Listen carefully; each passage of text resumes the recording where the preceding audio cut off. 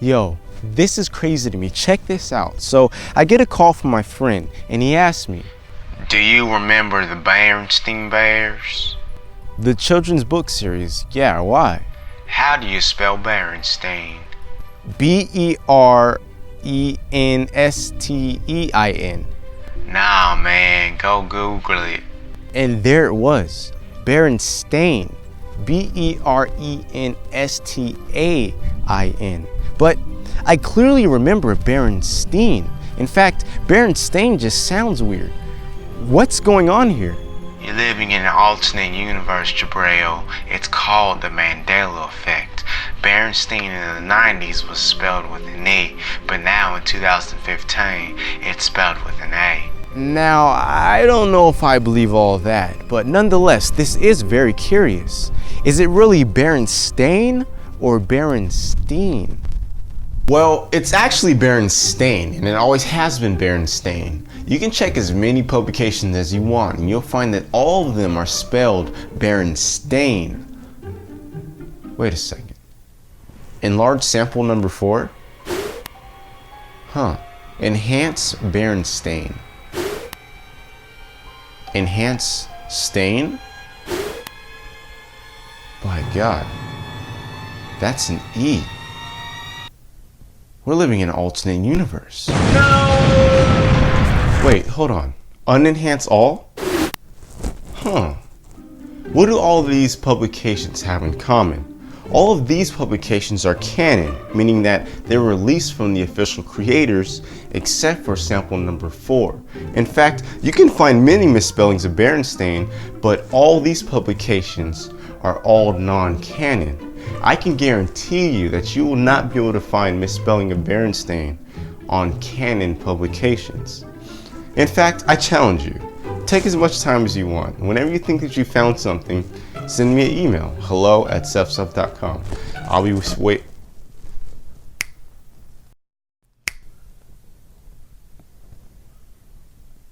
Whoa, canon publications? Berenstain? Well, this is proof of alternate universes. This proves that at one point in time, the spelling Berenstain was a canon publication. Enlarge sample number 1? Wait a second. Enhance on the 4th E? Nah, I knew it was too good to be true. This is obviously Photoshop. Just look at the coloring on the E. I can't believe I almost fell for that one, but turns out this one is solved. But these other two, are they photoshopped? I mean, it's a photo of physical books, so that would make it much harder to edit, right? Enhancing, inverting, cropping, regardless, it's still hard to tell if these were edited or not. So we're gonna have to use other investigative tools to get to the bottom of this. Let's start with the scattered books photo. After trying everything that I could, I turned to a little plugin called TinEye. TinEye is a plugin that gives you a lot of information about a specific photo. And TinEye revealed that the earliest post with this photo actually came from Tumblr. And thanks to Tumblr's reblog trail history feature, the trail led me to the original poster that goes by the username DSRandios. And DSRandios later confessed to actually photoshopping the image. Here is the original. I must say, DSRandios, that is some expert level photoshopping. You had me fooled. Actually, it's pronounced DeSorona. But yeah, it took me about probably like 3 hours total. I had no idea that it would get as big as it did. But since I have all this attention, check out my Tumblr, I guess. Links in the description. Thank you for your skills, man. Thank you. Anytime, Jabril. Anytime. Solved. And now, let's move on to the stacked books photo. I tried the same exact process, but didn't have the same luck. But after further investigation, the Berenstain Bear is part of the Berenstain Bears Cub Club? This sloppy photoshopping ratted on itself. Here is the original. Solved.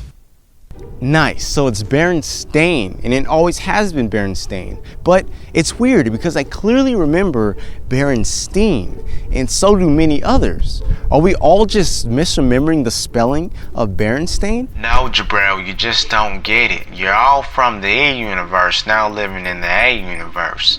Of course, all Berenstain history here is with an A. Is it possible that some of us are from another universe? Okay, here's where it gets a little squirrely. You might want to buckle your seatbelt. Let's say I was born in a universe in which the Berenstain family was actually the Berenstein family. So from 1991 till today, something had to change. And with this, there are a few things to consider. First off, the butterfly effect, which is the idea that the slightest change can have huge later effects. Now, using this Google Trends graph, we're going to say that 2005 was the year of change.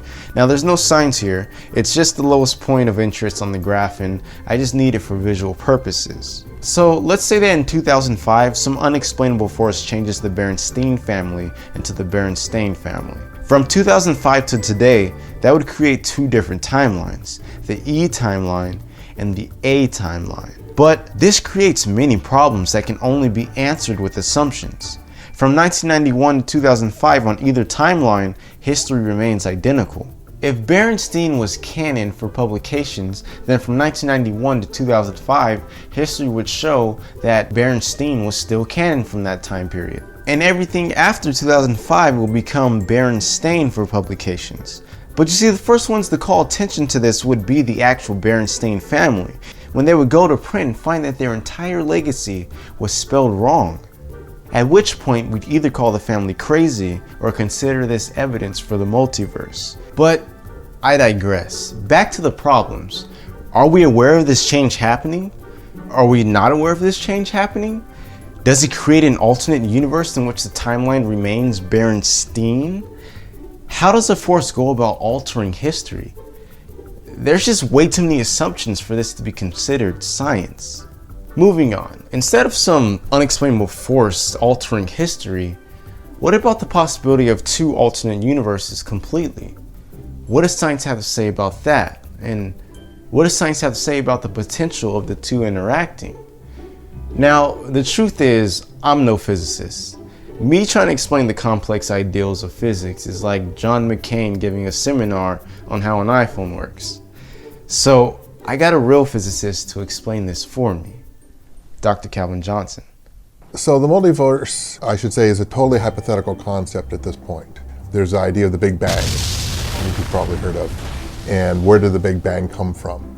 And the basic idea is that, well, maybe there wasn't only one Big Bang, there's this whole sequence of blooming Big Bangs throughout literally an infinite number of universes, and we're just one of many of those. Then people have recently suggested, well, maybe we could find evidence for the multiverses, in which actually every universe can give birth to additional universes. So somehow through a black hole, and this is where the theory is a little bit vague, people haven't really worked this out, but somehow that when you form a black hole, that may itself then spawn and generate another universe. And so the idea is that if these sort of formed near each other, that they may still somehow influence each other, and you could see the imprint of those sort of nearby universes on the cosmic microwave background. So if you imagine, like you have a couple of black holes here, and they sort of produce little mini Big Bangs into new universes. And I realize this is totally mind-blowing. You're going, how do I even visualize this? Yeah, but if they sort of are forming sort of near each other, then as they're blooming into new universes, they might sort of press up against each other. Sort of imagine blowing up two balloons. And if they sort of blow up right next to each other, they sort of press against each other and distort each other's surfaces. You have to understand that when people make these models, that have these ideas, they're really making all assumptions. They do not know whether they're true or not. So it's not entirely clear exactly how they would be influencing each other. Certainly it's not clear to me how they would be influencing each other, but yet not be part of each other. And I haven't read the original papers to sort of see how they justify it. While there's a few people who really are pushing them, certainly the vast majority of physicists are skeptical, precisely because there's no evidence for or against, and it's actually very difficult to find a way to test our ideas. And so most things that we accept are in fact on the basis of a lot of experiment and observation and evidence. Did you catch all that? Don't worry, I'll put it in perspective for you. This is the multiverse. Keep in mind that this visual representation is an assumption, not just by me, but by anyone and everyone at this point. This concept has not yet been proven by tests or observations. Anyhow, our universe was created by the Big Bang, so the multiverse assumes that there are more than one Big Bangs. and it also assumes that there's an infinite number of Big Bangs. Now, we live on one planet, in one solar system, within one galaxy, within one universe of this multiverse. Now, the Big Bang has evidence to its existence thanks to something called the cosmic background radiation. The cosmic background radiation is radiation that travels at the speed of light spherically from the point of the Big Bang. Assuming that black holes create new nearby universes with its own cosmic background radiation, nearby universes will press on each other and distort each other's cosmic background radiation. From there, more assumptions must be made to explain how alternate universes can cross. Simple enough, right? So, multiverses could exist, but in its current state, you'd have to fill all your information with assumptions. And in regards to science, it's always best to apply Occam's razor, which is the explanation with the fewest assumptions is closer to the truth, because you know more about that explanation and you can better demonstrate it. Which means that my misremembrance of the spelling on Berenstain is just that. A misremembrance. Come on, man. You swearing you had your wallet on you when you actually don't is one thing. But a mass number of people misremembering the spelling of Berenstain? Who's behind all this? Houdini? He has a good point here. This whole time I've been trying to disprove multiverses instead of giving my own explanation on what's going on. Could misremembrance on a mass scale be the cause of this? Believe it or not, your memory is not as trustworthy as you may think. A common misconception for memory is that it's a lot like storing a photo or a video, but that couldn't be further from the truth. There's actually a lot of fiction in your memory. Recalling a memory actually isn't recalling it at all. It's more like reconstructing it from scratch every single time. Now, studies show that your memory is actually open to influence, so that could be the slightest change in detail, from a salt shaker on the table changing into a pepper shaker, all the way up into a complete false memory, like being stuck at the mall at age 5. In 1995, Elizabeth Loftus conducted a memory experiment in which 24 participants were asked to recall 5 childhood memories, one of which was made up. 25% not only quote-unquote remembered these made-up memories, but they also filled in missing details. 21% later failed to identify the correct false memory when told the truth. Sure, 24 participants, that's a small sample size, but it still has more evidence than the multiverse theory has. Now, that's misremembrance on an individual scale, but it still teaches us that we can't always trust our brains. The misspelling of Berenstain is misremembered on a mass scale for a few reasons, but the most important one is the popularity of the stain suffix. There's Einstein, Frankenstein, Kazakhstan. There's a long list of names that end with the suffix stein. But how many names, or words even, can you list that end with the suffix stain? Abstain, sustain, the word stain itself, and that's pretty much about it. And you see, this is the true source of the issue. The reason why you'll find the misspelling of Berenstain in things like newspapers, magazines, TV guides, and beyond is because the suffix stain is virtually non-existent. You just aren't likely to run into it. Mix all that with just a little human error, and you have Berenstain. Furthermore, with the false perception that the Berenstain family has control over all these outlets, it further makes you think that these spellings are official. But again, it's all non-canon. In fact, the misspelling of Berenstain actually dates way back before the Bears themselves. After wanting to check the authenticity of a post by alleged Mike Berenstain, that's Jan and Stan Berenstain's son, I received an email confirming that Mike Berenstain did indeed in fact write it. And they also linked me to a very interesting post about the history of the Berenstain family.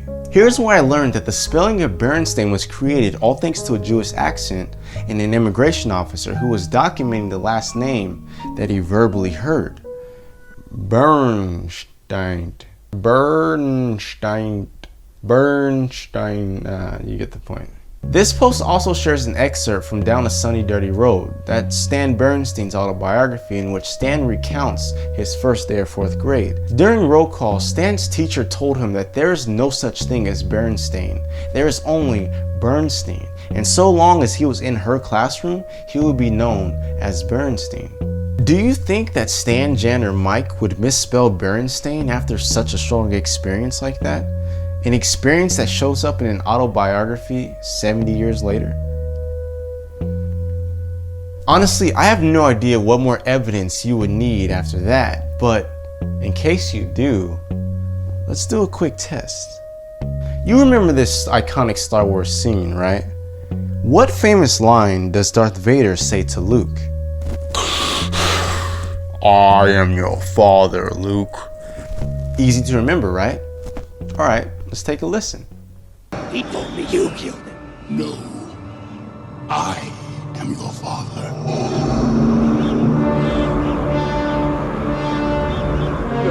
Did you hear that? No.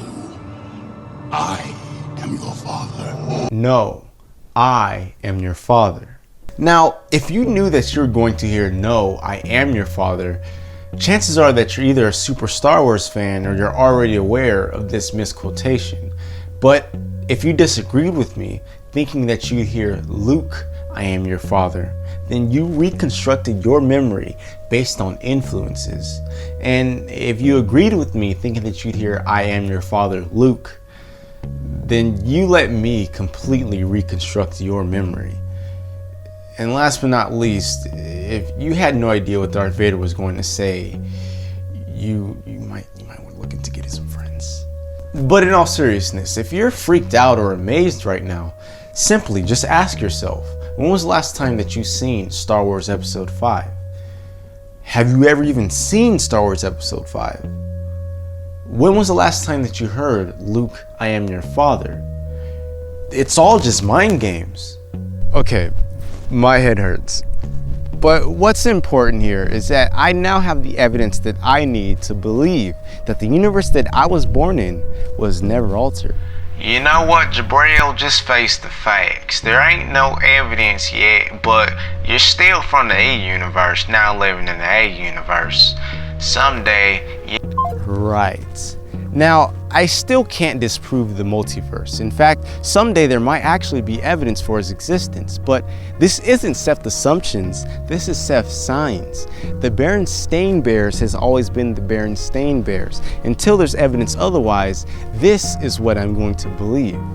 Now, I must be truthful. Saying Berenstain still sounds weird to me. In fact, you probably heard me mistakenly say Berenstein when I meant to say Berenstain throughout this video. But what's important is that I now know why I make that mistake saying Berenstein. But you know, after everything that we learned today, I've been curious to know how quickly can memory be misreconstructed. Is it possible to...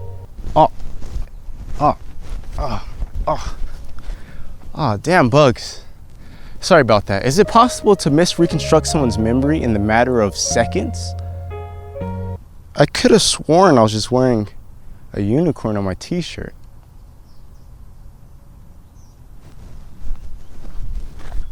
Can I get your opinion on something real quick? Opinion? Yeah.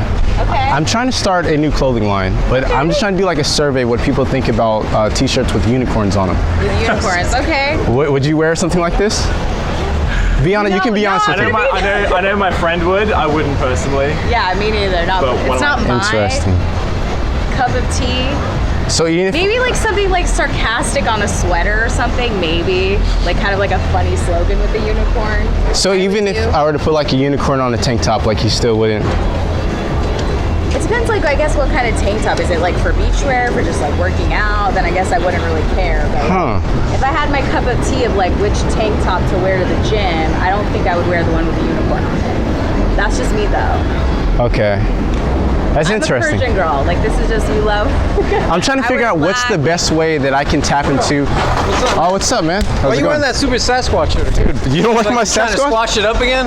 They said well, you guys don't like my Sasquatch either, but there has to be some way that I can tap into like Wait, people your shirt just changed. Wait, huh? Wait, how did your shirt just change? Change. Wait, what are you talking about? You have a Sasquatch. unicorn on your shirt just now? No. What are you talking about? It's not Sasquatch all the time. Wait, Wait, in seventh- really? In 7th grade, No, he used to watch. No, he'd dude, just you be had a squashy all the time. unicorn. You had a unicorn on your shirt. No, A he had. pink one. Not to my knowledge. I woke up this morning and put a Sasquatch shirt on. I love Sasquatch. Like ever since I was a kid, I've been trying to Dude, like. you're a magician. You're blowing my mind right now. Am I like? Wait, are you? My Are, eye? Did someone slip me something? are you okay? No, you had a unicorn on your shirt. You had a pink unicorn on your shirt. Today. Yes. No, I Wasn't a didn't. Square. Yeah. I don't even own any unicorn shirts. What are you talking Ask about? for her opinion on like if I would wear a unicorn shirt. On a Bigfoot. How long have I been working on this Bigfoot clothing line? No, he's. Am I crazy? I've been working on this Bigfoot clothing line for like. Am I really crazy right now? Wait, really? You weren't wearing a unicorn I don't shirt? own any unicorn shirts. You want to be a lawyer? Is that? Yeah, that's okay. I guess I'm having a moment then. I swear I thought you had a unicorn on your shirt. No, I asked you like if I put Sasquatch on a tank top, would you wear It's a it? unicorn. And you said you would. It's not your Where there's like a unicorn. Are you wearing two shirts? Just no, underneath that though. underwear. Okay, no, I saw some. There's a mic. This is being The jig is up. The jig is up. Okay, she eventually got to the bottom of it. But you must admit, we almost changed her memory in a matter of seconds. Anyways, if you found anything interesting in this video, please share it with your friends. And what are your thoughts on the whole Berenstain thing? Do you think that it's still thanks to multiverses, or I'd love to hear what you have to say about it. But whatever the case may be, remember to always feed your curiosity.